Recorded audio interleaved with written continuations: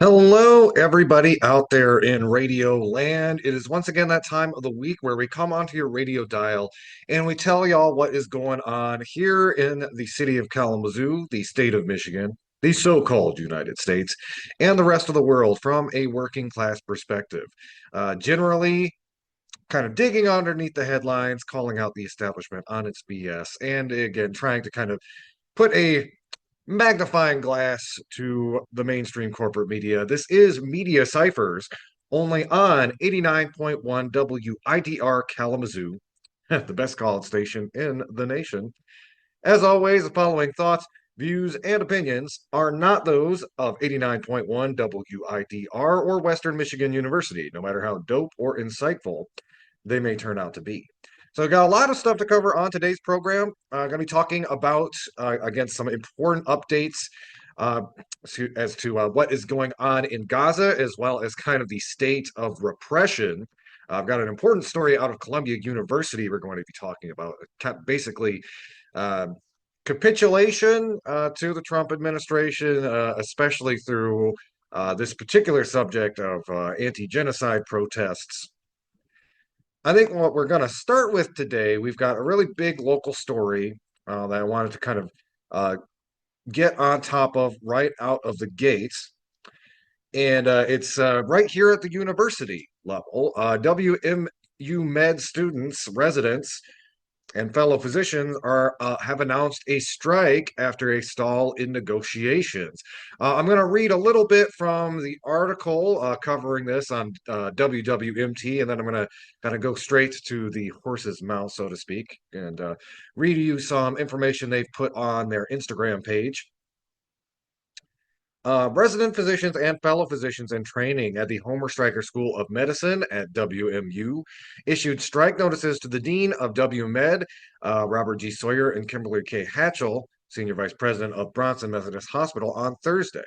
The Residents and Fellows Union, the Resident and Fellow Alliance, AFT AFL CIO, cited inadequate management proposals after months of very minimal progress as they submitted their 10-day notice as required by law. Residents and fellows have been bargaining in good faith through our negotiations with our employer, but time after time it's been more of the same, dismissing our valid concerns about the need for fair salaries and respect in the workplace, said Adrian Palmer, a WMed resident in emergency medicine. Resident physicians and fellow physicians in training voted to unionize in March 2024 and have been negotiating since August. The union even got State Rep Julie Rogers to voice support, who sent a letter on March 17th. I'll be reading a little bit from that. They've also gotten support from local Representative Matt Longjohn.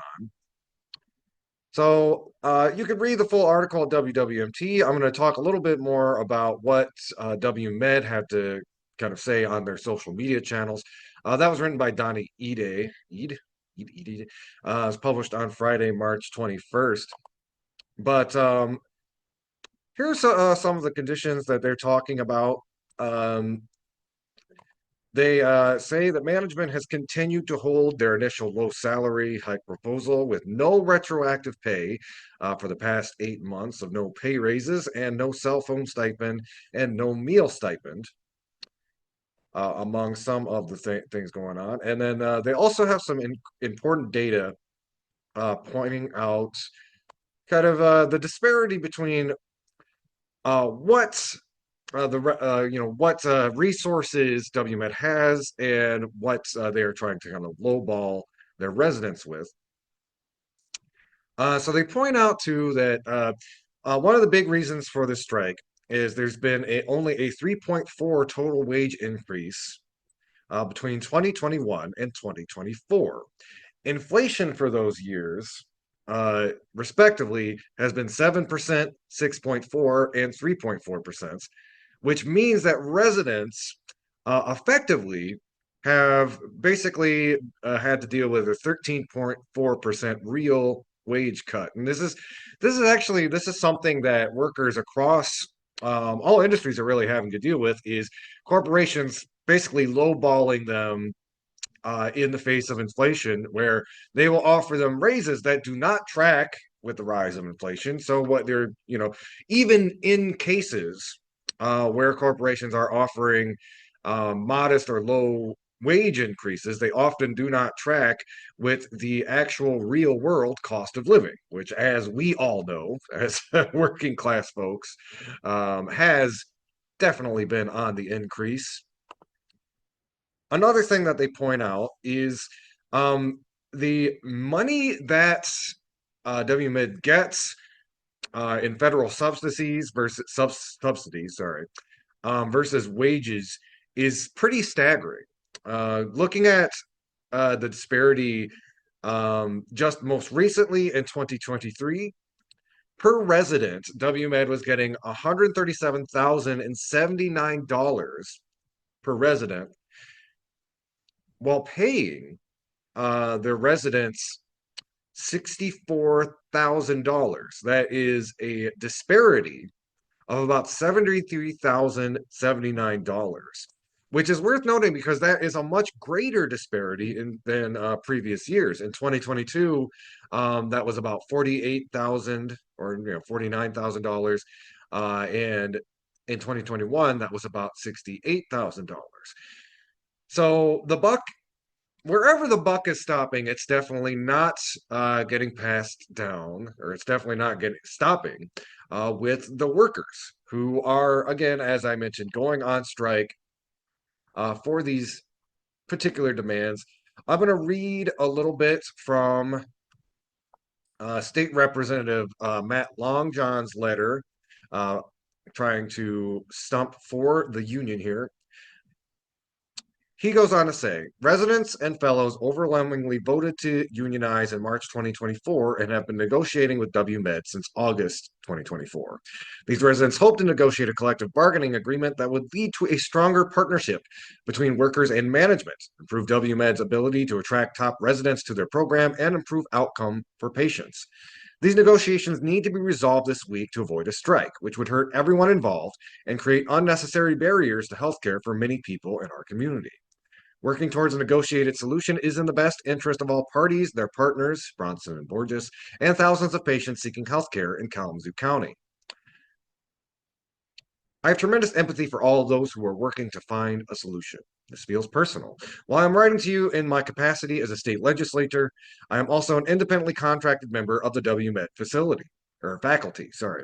And I've the lived experience of having served as a medical resident approximately 25 years ago, when there were zero work rules governing working conditions, pay, caps on weekly hours, etc. I understand there are many complexities involved, including relationships between WMed, WMU, Bronson, and Borges. I am also aware these negotiations are occurring at a time when WMed has experienced the third or fourth leadership transition in the past 5 years, and when President Montgomery's retirement is imminent. Sorry, but progress must be made immediately. While you had not personally been at a negotiating table, and again, this letter was addressed specifically to President Montgomery, I wanted to share my concerns and some of the messages I'm hearing in Lansing and around town. I know WMed's management team has their own counsel and a perspective that these negotiations have not exceeded the average time, 500 days for labor contracts and healthcare. However, the lack of progress on key contract provisions has me worried. I haven't been at the table either, but I'm hearing about lack of progress on even the most basic of issues, e.g., availability of on-call rooms, the ability to have a union table at annual resident orientation events, the ability to deduct union dues from paychecks, etc. It feels like we are approaching a cliff this weekend, and I encourage you to do whatever is possible to help avoid a strike. While I'm sympathetic to many of WMed's operational issues and recognize some of their limitations in negotiating work conditions in facilities they do not own or control, I stand by the residents' and fellows' rights to collective bargaining. Again, that was a letter of support from State Representative Matt Longjohn regarding the union and their potential imminent strike here. I'm going to play a quick video clip here from one of the leaders of the union talking about their struggle in a little bit greater depth. Give me just a sec. I got to plug something in here.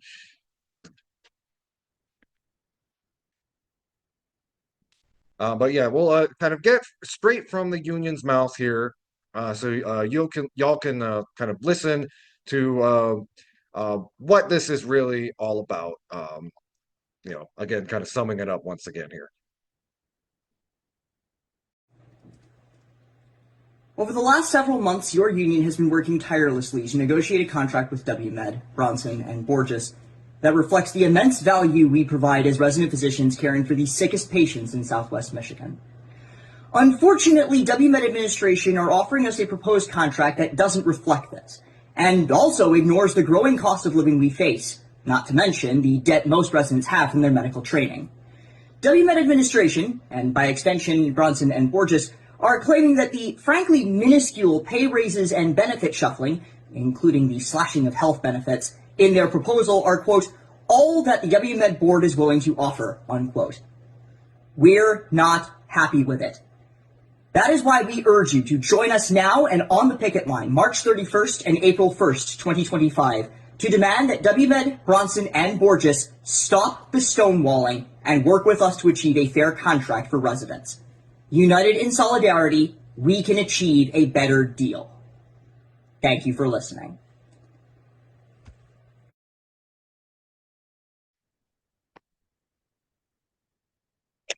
So again, that was from the union, and again, they are referring to some plans to kind of picket outside. I believe it's Bronson Hospital, March 31st and April 1st.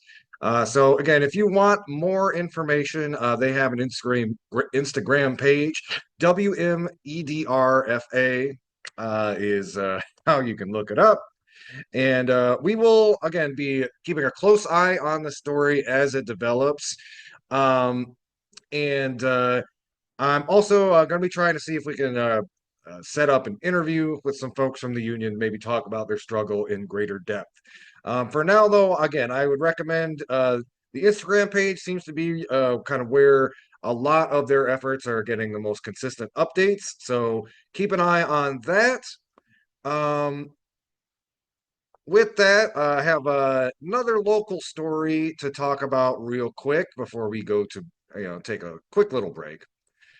This comes to us from some of my colleagues and comrades over at Kalamazoo Nonviolent Opponents of War, and it has to do with local solidarity efforts around the genocide in Gaza. And a recent vote that was held in the local chapter of the Kalamazoo County Democratic Party, a resolution was put forward in support of humanitarian aid and ending U.S. complicity in the genocide in Gaza. And I'm going to read kind of right from their email report. In a historic vote, the monthly general meeting of the Kalamazoo County Democratic Party passed a strong resolution to fully fund the United Nations Relief and Work Agency and to enact a complete arms embargo on Israel. Now, if you weren't familiar with this was a really big demand. We were talking about it last summer, and while a lot of the rhetoric in anything coming from Democrats was thoughts and prayers to the victims of the genocide we're materially supporting, there was a push to actually from certain legislators. I think Rashida Tlaib, Ilhan Omar in particular, for an arms embargo. Again, kind of putting the money where U.S. mouth was, and again, making sure that our tax money was not being used to facilitate the Gaza genocide. The crowd filled the lower level of Shakespeare's pub, and the mood was one of grave concern over the danger to our democracy and alarm over the slash and burn tactics of the Musk and Trump regime. With this backdrop, the new business of the night was the resolution to end U.S. complicity in genocide. The first speaker to raise his voice in support was a labor union organizer who said this should have been done a year ago. Second to speak was Dr. Saeed Abubakar, who relayed his personal story of his family's loss during the Nakba. The powerful testimony was received like a veil being lifted, and many in the crowd remarked afterward that they had a true understanding of the history of Palestine for the first time. The chairperson asked if there were any speakers against the resolution. There were none, so next Daniel Smith spoke about how an arms embargo would be beneficial for peace in the entire region. He noted that Jimmy Carter said in his book, Peace, Not Apartheid, that the Israeli government not complying with international law is the heart of the problem. And Smith said the only way to force compliance is to stop the blank check of armaments to Israel. At that point, there were a dozen people lined up and ready to speak, wearing keffiyehs and large yellow Democrats for Palestinian Rights buttons.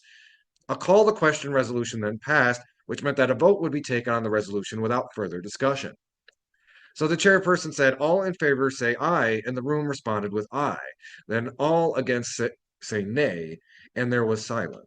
A unanimous support for the resolution. It will be sent to public officials from the White House on down.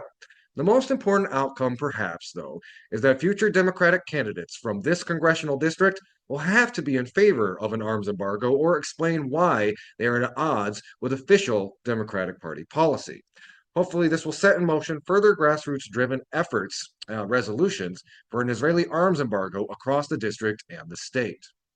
That was from our friends at KNOW. And, again, it may seem like a small thing to folks that, there's this resolution from the local chapter of the Democratic Party.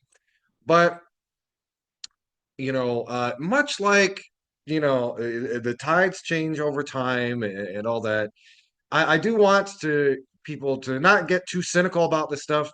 This is something that to me, and I years ago when I was a little bit more, I guess like uh, not necessarily maybe naive, but I was fired up after the first Bernie Sanders run. It was like we're going to change the Democratic Party. I've become a lot more cynical about that idea now, but getting a resolution like this to be on the floor, let alone pass, would have been really unheard of at the time. And the fact that this passed unanimously has really, I think, if nothing else, it really is a barometer at how much the tide has shifted around these kinds of politics in just the last few years. And something I've kind of commented on before, there was even looking back at those previous runs, Bernie Sanders, 2016, 2020, it's kind of like a high watermark of progressive politics in the Democratic Party. There was not really as much of a focus on internationalism and international solidarity as we have really seen in the last couple of years. And as a lot of data has poured out, it literally was the thing that killed Kamala Harris's campaign, the inability to have solidarity or take a stand against the genocide in Gaza cost them the election.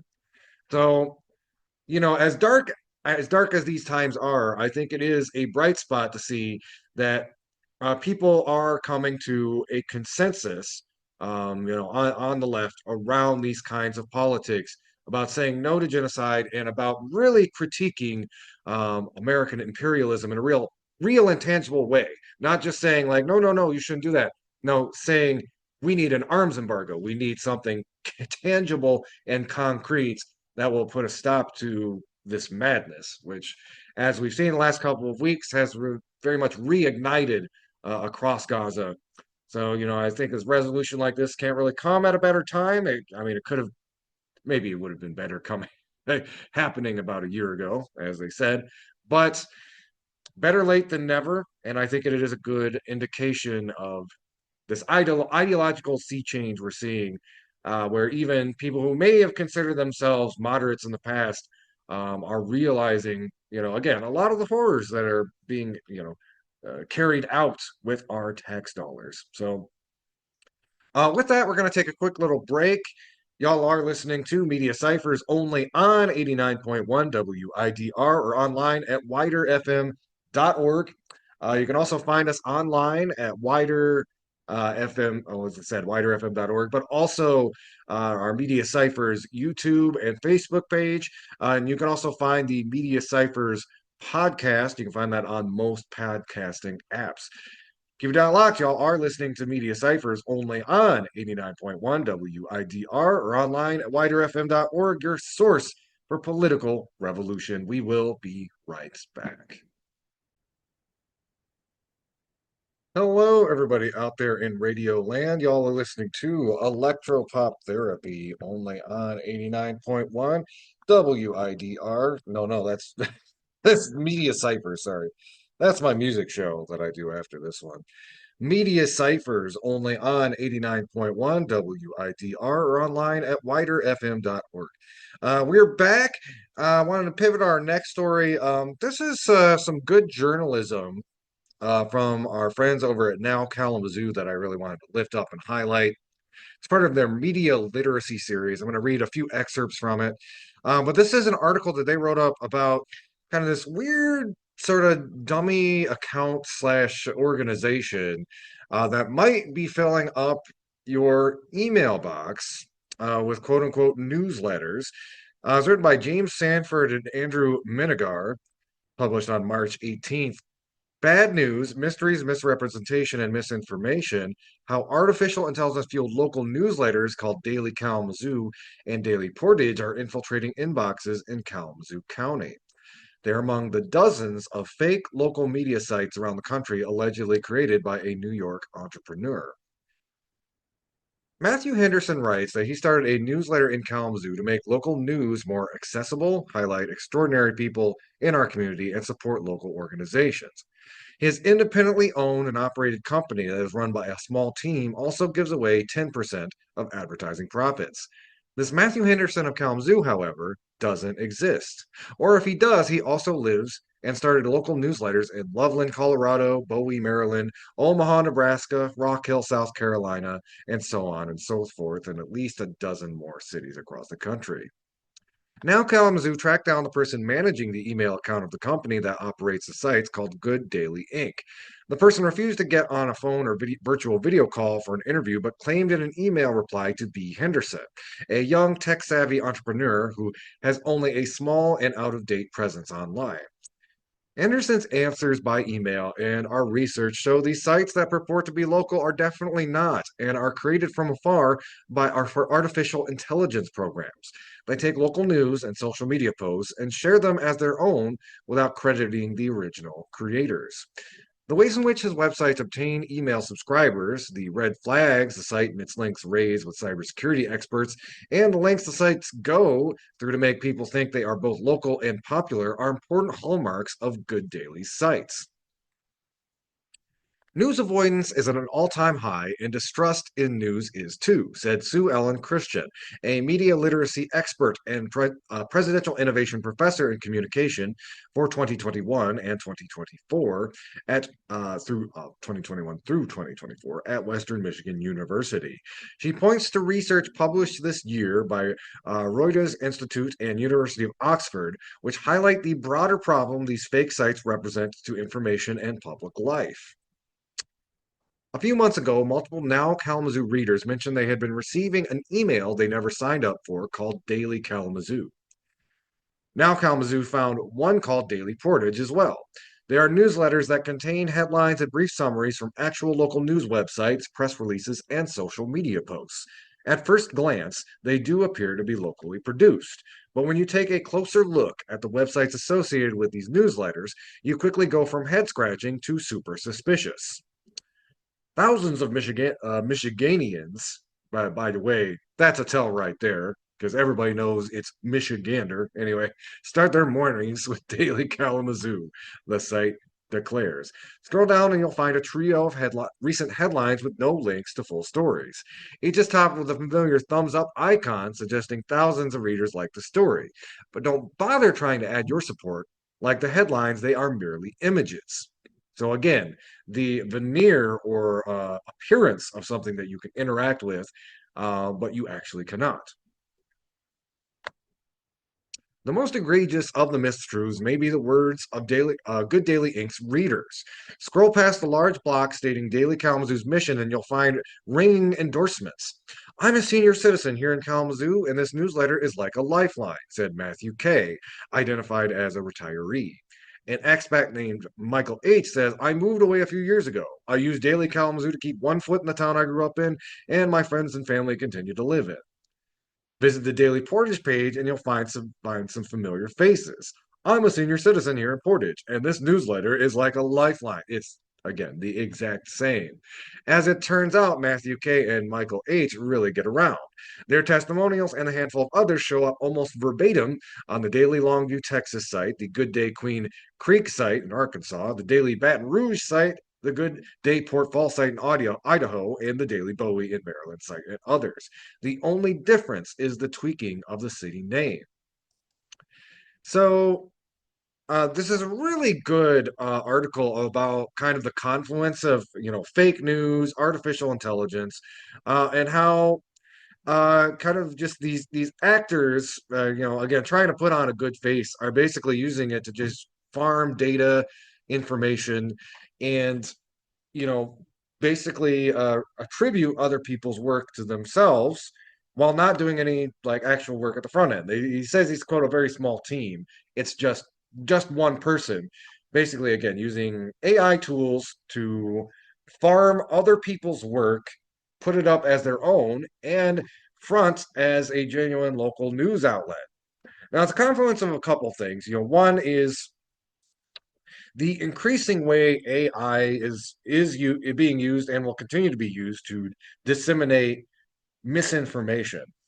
Right away, we have this one person, creating fake people with fake testimonials that is again shared and used in multiple locations. Is again, that's so lazy. You can even at least have the prompt the AI to write different testimonials from different cities, but it does show again the way that we are in this kind of news ecosystem where this fake slop, and this is what the slop is kind of the catch-all term. It's been used for a lot of this just kind of empty AI created content. The way this slop is kind of being used to distort our reality. And while the kind of news that is being reported from this particular newsletter is fairly innocuous, uh, it wouldn't be too hard to create something a little bit more um, pointed with a political agenda, something from a bad actor that is trying to basically, poison the well and put a bunch of misinformation out there. I got a tip of the hat to James Sanford and Andrew Benegar from Now Kalamazoo for kind of breaking down how something like this works, because it's something that we are going to have to look out for as a community in the years to come. This sort of misinformation, and I think it also kind of fills this gap where we haven't. Uh, Again, we do have the Kalamazoo Gazette, M Live, but the the kind of proliferation and status of local news organizations across the country has really deteriorated in the last few years. We've had a handful of companies monopolize a lot of local news stations and put out similar content. In an environment like that, people are hungry for genuine local news, and kind of con artists like this can come in and try to fill in those gaps. It's a big part of why I'm very passionate about doing this show and uplifting independent voices in one's community, because I think that is the real antidote to this kind of AI generated fake slop that we are going to be seeing much more of in the years to come. So again, if you want to read that article for yourself, it's from Now Kalamazoo. It's part of their media literacy series. Bad News, Mysteries, Misrepresentation, and Misinformation. It's written by James Sanford and Andrew Minigar, published on March 18th. We're going to take another quick little break. We come back. We are going to kind of pivot to a statewide story talking about how some of the recent funding cuts are going to be uh, impacting Michigan's library system. Keep dialogue. This is Media Cyphers only on 89.1 WITR or online at widerfm.org. You can also find the Media Cyphers podcast on most podcasting apps, and we are present on Facebook and YouTube. Keep dialogue. This is Media Cyphers, your source for political revolution.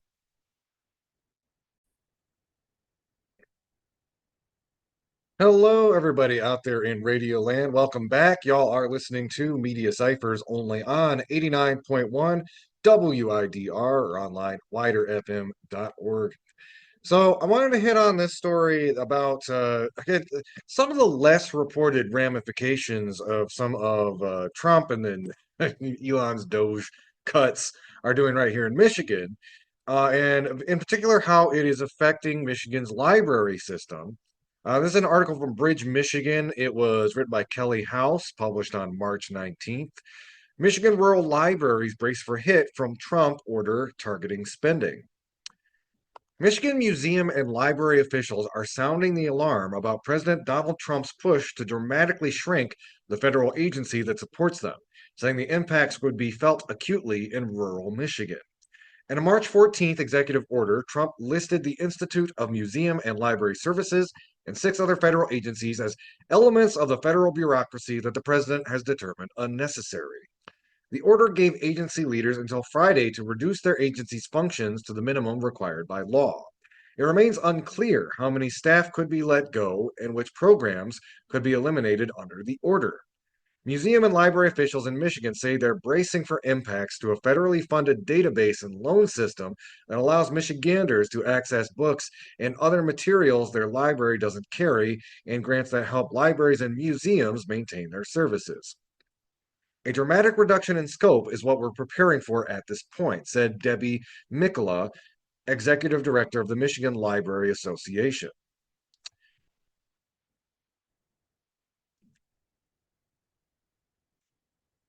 Going on a little bit further down into the article, Michigan libraries' operating budgets are covered primarily through local levies. They and the state's museums collectively receive millions annually through the Institute of Museum and Library Services to fund specific programs and services. That includes about $4.8 million annually for services operated by the Library of Michigan, including the statewide loan system known as Michigan E-Library Catalog, or MELCAT, which allows library cardholders to borrow books and other materials from libraries throughout the state and have them delivered to their home library. It's an especially important service in rural Michigan, where local libraries often lack extensive collections.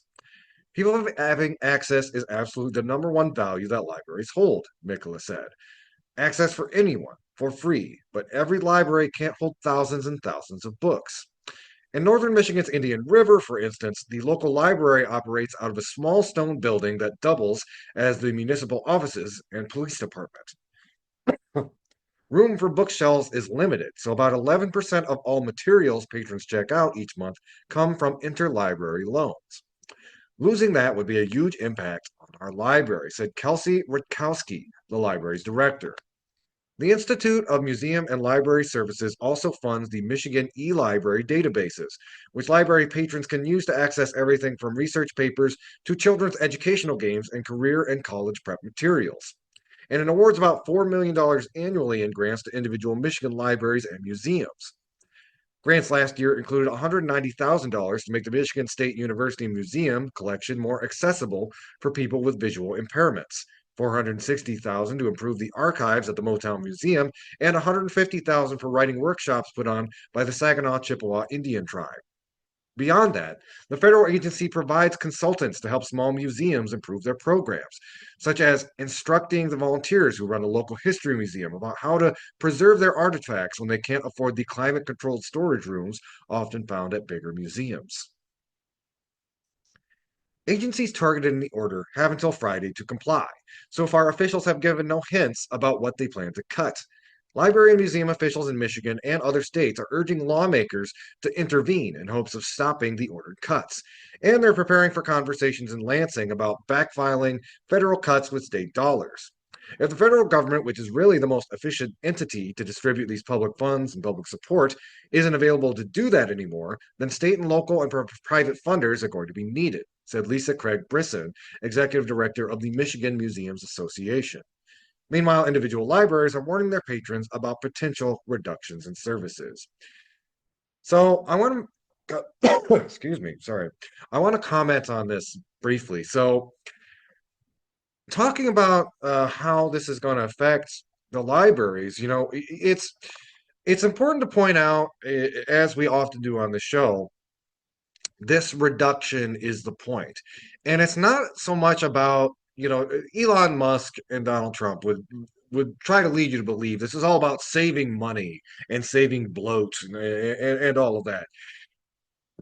This is one of the least expensive programs run by the federal government. The Again, the library, museum, and library, the Institute of Museum and Library Services, that is. However, a little bit of money goes a long way with these libraries, and the idea that this could kneecap the potential for education and knowledge to be shared among all Michiganders.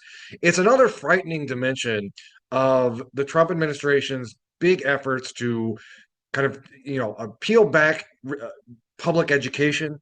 It is, make no mistake, a lot of this attack on education is about not only dismantling education from the inside out, but again, switching from any kind of curriculum or programs that allows people to think critically and be exposed to a diverse array of perspectives to, again, those bits of history and those bits of opinion that are state sanctioned. We've talked a bit on the show about quote unquote patriotic education. It basically renders everything to remembering dates and remembering a version of American history that's approved by Fox News. That's also really important because in a lot of these rural libraries, you may not be able to necessarily find those diverse perspectives. And the ability to use the interlibrary loan system is especially important for young people and people who want to have access to those histories and those perspectives. And I know, again, we all read a lot of what we read off of our phones these days, but the fact that this could also impact digital collections, I think, is kind of a, is only briefly commented on in the article, which, again, especially for some of those smaller libraries that have much smaller physical capacity, they really do rely on those digital collections for people to have access to. And again, it's no mistake that the Trump administration is really targeting libraries in this way, because again, it is a free institution that is supposed to be a bastion of knowledge for the community, and for an administration that really is trying to make people ignorant again. That is, it's pretty understandable why the library and museum system would be in their crosshairs. So you can find that article for yourself. It's on Bridge, Michigan. Michigan rural libraries brace for hit from Trump order targeting spending. It's written by, excuse me, oh gosh. It was written by Kelly House, published on March 19th. While we're talking about the state of Michigan, I did want to comment briefly on a piece that I saw on MLive. It was published on March 20th, and it was covering one of Elissa Slotkin's town halls, who, as we've mentioned before on the show, has probably been the most amenable to Trump, has voted on several of his cabinet nominees.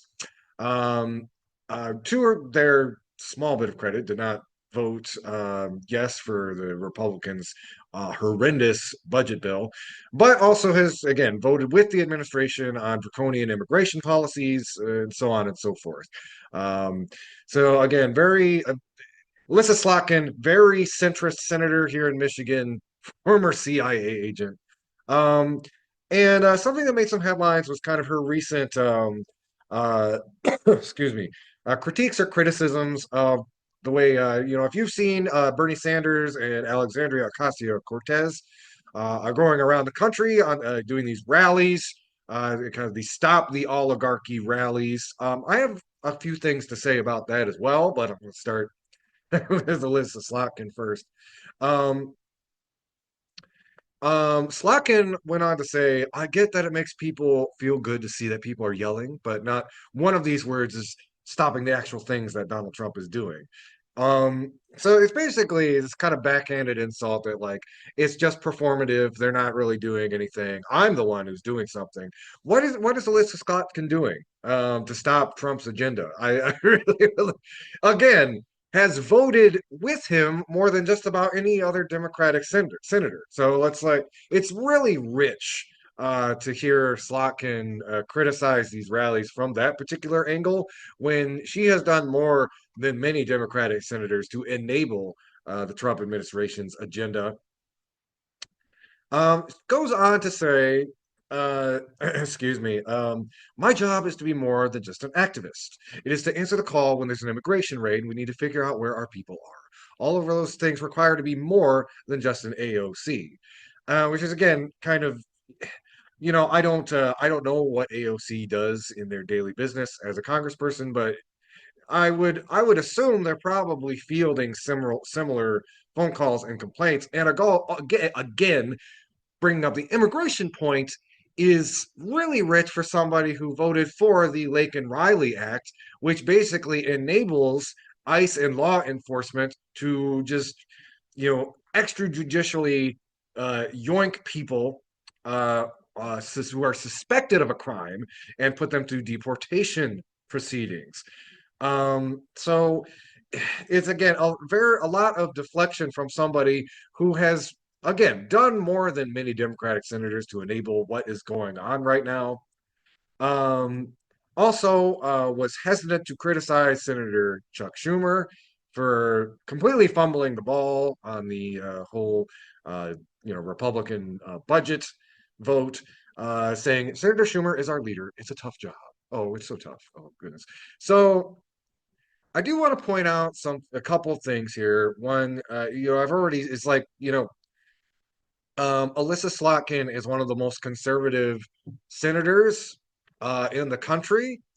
Again, elections have consequences, folks. And it's I'm really embarrassed as a Michigander that this is the caliber of politician we have representing us.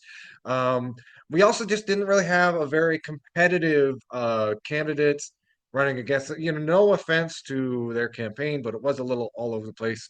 Didn't really have the kind of resources to take on somebody like Elissa Slotkin, um, who rather than maybe giving Michigan an opportunity to elect somebody more progressive than Debbie Stabenow, it's somebody who is really in many ways to the right of the person that we just had in there. Um, Now I will say one thing, and some progressive folks might get mad at me for saying this, but on the idea of like what are Bernie and AOC really doing with these rallies, and just going out and yelling about stuff. Um, I've actually expressed a similar criticism, and it is only to this. A lot of the positive press on the Bernie Sanders and Alexandria Ocasio-Cortez and their Stop the Oligarchy tour is that they are giving voice to these frustrations that the Democratic Party more generally is really they're just kind of rolling over for Donald Trump as it seems. Um, and rhetorically, a lot of what they have to say at these rallies is spot on. Um, but I'm gonna be a little bit cynical here and say this. What I haven't heard from these rallies is what they are actually organizing, because what we need in response to the Trump administration and the further authoritarian, uh, you know, the solidification of authoritarianism in American capitalism, the response we need to that is for people to organize. Just point blank, people need to organize. Now, when we're talking about this kind of general whipping up an opposition to the oligarchy, I think we're there. We are there in many ways. We are at a stage.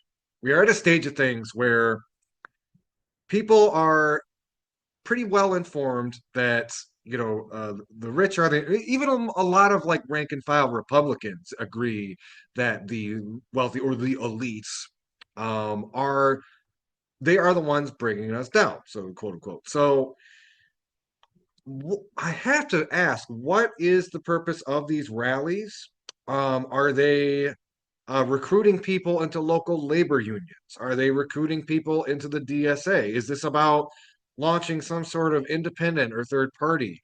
In a recent interview with Hassan Piker, Bernie Sanders kind of pivoted around that and was is kind of saying like, yeah, people should run as independents, but he didn't voice any sort of infrastructure or support network for people to do that.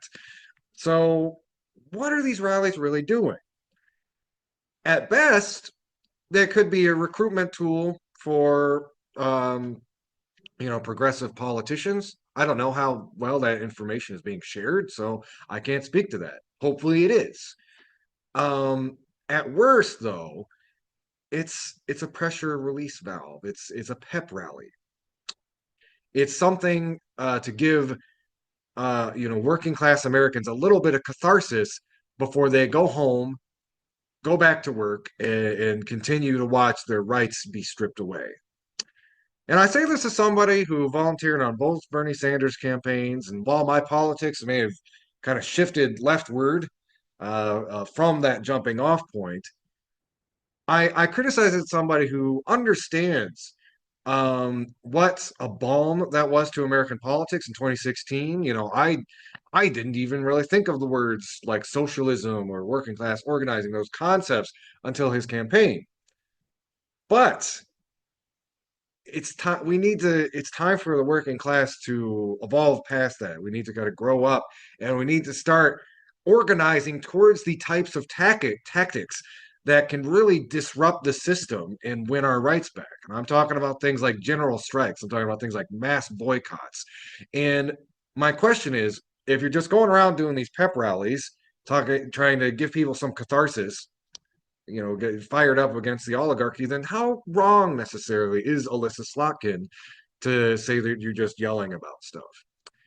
It's not enough to just tell people we need to organize. We need to organize what? What is it that we need to organize? And without that piece, then some of the most cynical interpretation that is just sheepdogging people back into the corporate bowels of the Democratic Party, that is essentially what it's doing. And again, I don't think Bernie Sanders and Alexandria Ocasio-Cortez are doing this intentionally, but without a fighting working class program to point people to, and that could be a lot of things. Like I said, that could be labor unions, that could be the DSA, which is really emerging as like the largest conglomeration of socialists in the United States. Again, we can have discussions about whether they're radical enough or how that kind of plays out, but it is at least something that is poised to come at the problems in this country from a more correct perspective than a kind of centrist liberal one. Is it getting people plugged into local organizations? Is that something that's going on? Are there tables of local organizations at these rallies that people can go and join? I know that's a tactic that we did a lot, especially in the first Trump administration, when we would have these big like anti-Trump rallies. We would always make sure that local organizations had a space at the table, so people like, okay, you've come out, you've listened to people speak, truth to power. Now get involved. What is your issue? What are you passionate about? We'll have something for everybody. Now, I haven't been to one of these rallies. Maybe they are doing that. If they are, I commend them for it. But just saying we need to organize in 2025 isn't enough. We need to organize what? That is the question. And until we find that answer, we're going to keep getting the reach around from Elon Musk, Donald Trump, and the rest of the capitalist class. All right. Everybody keep your dial locked. Y'all are listening to Media Cyphers only on 89.1 WIDR or online at widerfm.org. You can also find us online on our Facebook or YouTube page, as well as the Media Cyphers Kalamazoo podcast you can find on most podcasting apps. Keep your dial locked. We will be right back with more Media Cyphers, your only source for political revolution. Hello again, everybody out there in Radio Land. Y'all are listening to Media Cyphers only on 89.1 WIDR or online at widerfm.org. I want to pivot now to an important university story. This comes to the east of us over in New York. Columbia University has effectively caved in to the demands of the Trump administration, which was holding some of their funding hostage. I'm going to cite and read a couple of quotes from an article from Democracy Now! And then kind of expound on it a little. But this is an interview that they did with Professor Catherine Frank, um, who is accusing Columbia of empowering Trump by agreeing to a $400 million ransom note, quote unquote. Per the article, Education Secretary Linda McMahon says Columbia University is on track to regain $400 million in federal funding after the Ivy League school yielded to the Trump administration's demands last Friday. Those include banning face masks on campus, hiring 36 new security officers with greater power to arrest and crack down on students, and appointing a senior vice provost to oversee the Department of Middle Eastern, South Asian, and African Studies and the Center for Palestine Studies. I want to break down those piece by piece. So, the mask ban, and we've been seeing this in a lot of conservative areas, it's a way we're trying to basically go after protesters, basically to soft dox them. Because, again, face masks are important for a couple things. Prevents the spread of, the common cold, COVID, etc. Um, it also can be used to protect yourself in a protest or demonstration situation so that you can't be identified by, usually right-wing vigilantes is usually the biggest concern, but, in times like these, also the state. So that is the Trump administration really overreaching and saying we don't want any masks on campus. I'd be interested to see. I think this could be appealed from a public health standpoint, but that would Columbia University would have to have the moral courage to do that. I think maybe somebody from their student body could bring suit on an individual level for that sort of thing. But that's a big reason why the Trump administration is trying to go forward with these mask bans. It's so, again, protesters who, rightly often have to consider backlash from violent counter protesters and bad actors online cannot conceal themselves. Um, the 36 new security officers, again, that one's a little bit more self-explanatory. Again, trying to get more bodies on campus who can crack down, oppress students when they are demonstrating. And then the idea of a senior vice provost to oversee the Department of Middle Eastern, South Asian, and African Studies and the Center for Palestine Studies. It's kind of basically having somebody appointed over those departments' shoulder to thought police them and make sure they are not teaching things that are against what the Trump administration wants to see taught. I'm going to pivot to some of Catherine Frank's words about their university and the implications of it. They go on to say, I think it would be inaccurate to describe what Columbia and the federal government has entered into as an agreement. The federal government seized funds that they were legally obliged to deliver to Columbia researchers and then issued a ransom note saying, we will consider negotiations further with you if you do the following things. Columbia considered it and did more than what the ransom note demanded, for which it got nothing in return. Normally, when someone is kidnapped or there's some kind of ransom taken, you agree to the things in the ransom note and then you get your stuff back. You get your money back. You get your person back. In this case, Columbia merely supplicated itself before the federal government, and then we hear Linda McMahon say, well, this is on the road, on track to what we'd like to see. So we have no idea what comes next. But groveling before a bully, we all know, just encourages the bully. Excuse me. Goes on to say, they only announced these changes last Friday, and it's the first day after school after spring break. We'll see. The university has been on lockdown for months. I still have to go through about 2 checkpoints in order to get to my office, the law school. We have public safety officers inside the campus everywhere, and NYPD outside the campus. And it seems the university was more than willing to call in the NYPD both at Columbia and at Bernard to arrest students. So, in some ways, this isn't a huge change for the daily life of students. They've been living in a kind of security state while they're trying to learn and do the things that students do for quite some time. But the rest of these new initiatives will take some time to roll out. But these people who are in the departments, whether they're students, faculty, staff, that are now being monitored by a newly created senior vice provost, are really worried. My syllabus is going to be looked at. Is someone going to be sitting in my classes? Are they going to be reviewing our grad students and who we admit into our programs? Columbia has gone from being really a bastion of free speech. That's why I went there as an undergrad in the late 70s and 80s.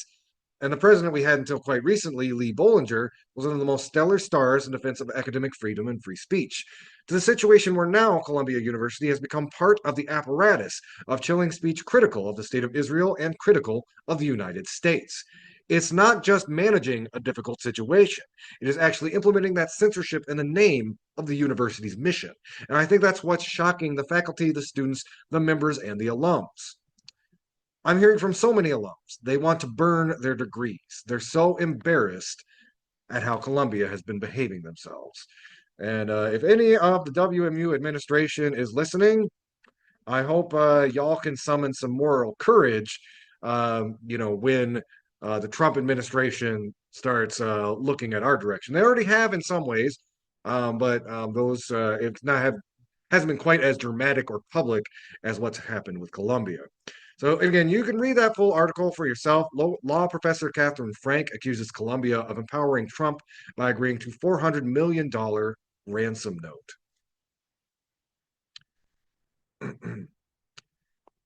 I want to pivot now to talk a little bit about the state of trans rights. The last couple of weeks we've had some ups and downs. We've seen red states where Republican Congress people have actually, their hearts grew 2 sizes that day, and they decided to treat trans people like human beings. We saw that in Montana and Utah. We've also had some bad news from right here in Michigan. We had 10 Democrats cross the aisle to be transphobic bigots and vote against their participation in high school sports. We've also seen, promising things from the judiciary striking down, like the trans ban in the U.S. military. But I do want to bring a little bit of bad news. Gives us some bad legal precedent for folks in the trans community. This is from Aaron Reed, Aaron in the Mornings, published on March 20th. Ninth Circuit upholds bathroom ban, says trans students violate cis people's privacy. In a stunning decision, the Ninth Circuit Court of Appeals has ruled that Idaho can ban transgender students from using bathrooms that align with their gender identity.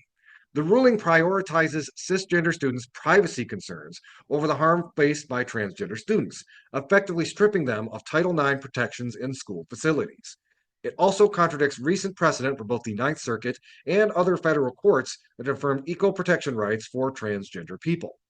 Even under heightened scrutiny, the court determined that transgender students could legally be excluded from bathrooms corresponding to their gender identity due to unspecified harm they may be hypothesized to cause cisgender students. In multiple instances, the decision also treats transgender students as their assigned sex at birth, setting a dangerous legal precedent with implications far beyond Idaho. The court ruled that a privacy interest in excluding transgender students from bathrooms outweighs their equal protection rights. It stated that not exposing students to the unclothed bodies of students of the opposite sex and protecting students from having to expose their own unclothed bodies to students of the opposite sex justifies barring transgender students from locker rooms, changing rooms, and bathrooms. It also stated that a person's sex is typically identified at birth and treats biological sex as sex assigned at birth without justification.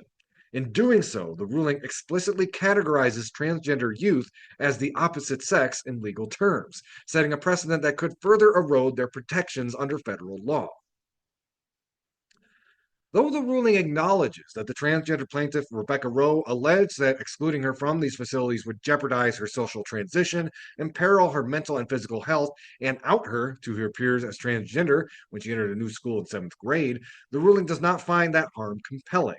That is because the ruling determines that despite the harm done to Rowe, the state has a compelling interest to protect cisgender students from Rowe in intimate spaces. The ruling acknowledges that Idaho's bathroom ban discriminates on the basis of sex and transgender status, triggering heightened scrutiny as required by Ninth Circuit precedent. Yet, despite this recognition, the court still ruled against the transgender plaintiffs. It determined that the state's interest in preventing schools from requiring students to share restrooms and changing facilities with members of the opposite biological sex advances privacy and safety objectives and prevents potential embarrassment, shame, and psychological injury to cisgender students. This, the court concluded, was sufficient justification to override the documented harms experienced by trans students. The ruling further denied equal protection claims, asserting that excluding all students, including transgender students who have not undergone gender realignment surgery, from locker rooms and shower rooms designated for students of the opposite biological sex is substantially related to the same privacy interest. To justify this decision, the panel had to address the fact that the state failed to produce any evidence of harm caused by transgender students using bathrooms or changing rooms. Rather than confront this gap, the court sidestepped the issue by creating what effectively amounts to transgender injury exception, a rule that quote-unquote common experience is enough to assume harm to cisgender students, stating SAGA overlooks that this is an unusual situation in which the state's privacy justification is easily corroborated by common experience. The court sidestepped strong precedent affirming transgender people's equal protection rights, including a case which states that the mere presence of a transgender person does not violate cisgender students' privacy in shared spaces. To do so, it reframed the issue, claiming that the mere presence of transgender students in bathrooms was not at issue in the case. Instead, the ruling asserts that transgender people are not being discriminated against for their presence, but rather are simply being told they must be treated as their assigned sex at birth, a distinction that functionally erases transgender identity in legal protections. The ruling also denies transgender people protection under Title IX, explicitly allowing Idaho to define transgender students by their birth sex within the law's framework. This could have far-reaching consequences. Courts have ruled that the Title IX protects transgender students from discrimination. If this interpretation gains traction, it could instead be used to mandate discrimination by requiring schools to treat transgender students as their assigned sex at birth. The ruling states, but from the time of the enactment of Title IX and its implementing regulations, the scheme has authorized schools to maintain sex-segregated facilities, and the contemporary dictionary definitions commonly define sex in terms that refer to students' sex assigned at birth.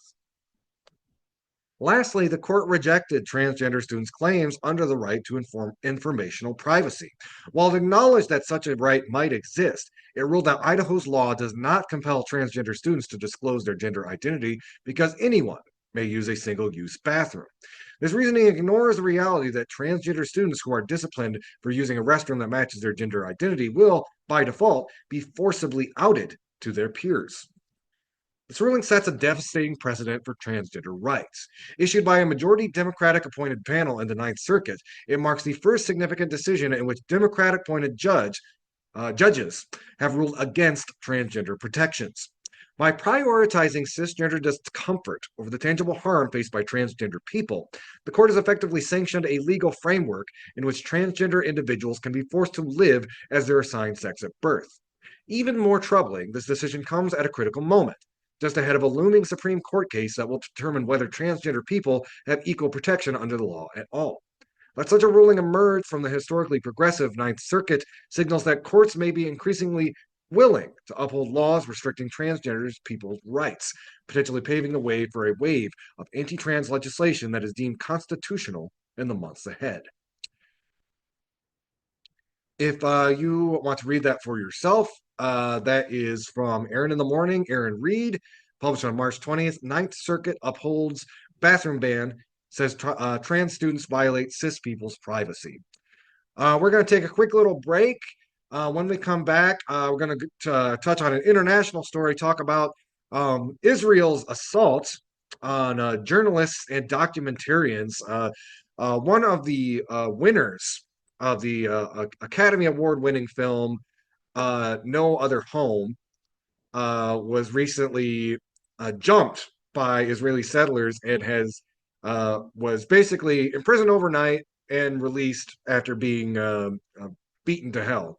Y'all are listening to Media Cyphers only on 89.1 WIDR or online at widerfm.org. You can also find us online at Media Cyphers Kalamazoo podcast. You can find us on most podcasting apps. You can also find us on Facebook and YouTube. Keep your dial locked. This is Media Cyphers, your source for political revolution. Hello, everybody. We are back. This is Media Cyphers. We're going to close out the live segment of today's show, discussing the again the assault on Palestinian journalists under this genocidal campaign in Gaza. And most recently, so there's two big components to this story. Um, for those of you who haven't heard, the Palestinian filmmaker Hamdan Bilal was attacked brutally by Israeli settlers the other day. Again, he won an Academy Award for his film No Other. I think I said home. It's Land. No Other Land. Just a couple of weeks ago, and what happened was, excuse me, and this is from an interview from Democracy Now, talking about somebody on site um, who witnessed the attack. When we arrived, Palestinians had already been attacked. Anna Lippman, as interviewed by Democracy Now. Hamdan was begging for his life while being injured. And, the double standard is so strong here in the West Bank that Palestinians know if they were to touch a stone in front of the army, that could mean their life or the rest of their life in prison. And it's such a double standard because we literally have video proof of the settlers harming not only us, but the Palestinians. The settlers who claim that Hamdan and others were throwing stones, they have no proof, which is what the IDF was claiming. They have no evidence. They simply told the army this, and that was enough for the army. The police refused to help us. The army refused to help us, but they instantly decided to serve the interests of the occupation and the settlers. And essentially what happened is uh, Hamdan was attacked. He was basically abducted right by his home. Is beaten, and when they called an ambulance, he was taken out of the ambulance and basically taken by Israeli military authorities. As of this morning, he has been released, but according to reports, they kicked the living hell out of him, which is not really surprising if you have been following a lot of our reports over this last year about what the IDF is doing in Gaza and the West Bank. In line with that, a Palestinian journalist, Hassam Shabbat, was essentially assassinated by the IDF recently. And this, I think, is really important to bring up because while we have brought up the tremendous death rate of Palestinian journalists in the past during the Gaza genocide, something that is a new wrinkle to this is they are no longer kind of couching it in terms of collateral damage or oopsie daisy. They are legitimately, the IDF is legitimately targeting journalists and putting them on a kill list, framing them as quote unquote terrorists for basically telling the truth about what's going on in Gaza. And basically, this is also from an interview from Democracy Now. They are interviewing Sharif Abdel Kudus is an award-winning journalist and editor at Dropsite News. He was also a close colleague with Hassam Shabbat, helping edit and translate their articles into English. They go on to say he was getting calls. The spokesperson in Arabic for the Israeli military is calling him out by name, calling out Anas al-Sharif and other journalists saying that, quote unquote, we are going to get you. And so this is kind of a preemptive targeting, open targeting of these journalists. I think it's shameful that this is being met with something akin to silence by Western media institutions. These are our colleagues that are being killed. They're being targeted and openly hunted by the Israeli military. This silence was something Hassan was angry about as well. When 5 journalists were killed in an Israeli airstrike in December, I messaged Hassan just to check in on him, and he responded, "Our job is only to die. I hate this world. No one is doing anything. I swear I've come to hate this job." And he knew himself that he was most likely going to be killed because he was being hunted in this way. He continued, nevertheless, to cover the genocide of his people. As you mentioned, this was a 23-year-old who wrote a letter knowing that it would be published after his death that opened with, "If you're reading this, it means I have been killed, most likely deliberately targeted by the Israeli occupation forces. I ask you now, do not stop speaking about Gaza. Do not let the world look away. Keep fighting, keep telling our stories until Palestine is free." That was Hassam Shabbat, a 23-year-old Palestinian journalist targeted and assassinated by the IDF, Israeli Defense Force. Um, with that, we're going to close out the live portion of the show. If you're tuning in on the radio, we're going to be replaying a segment from last week's episode about Mahmoud Khalil. So, stay tuned, listen to that. Important stuff. I want to thank y'all for tuning in, everybody. Until next time, everybody keep on fighting for that revolution solution.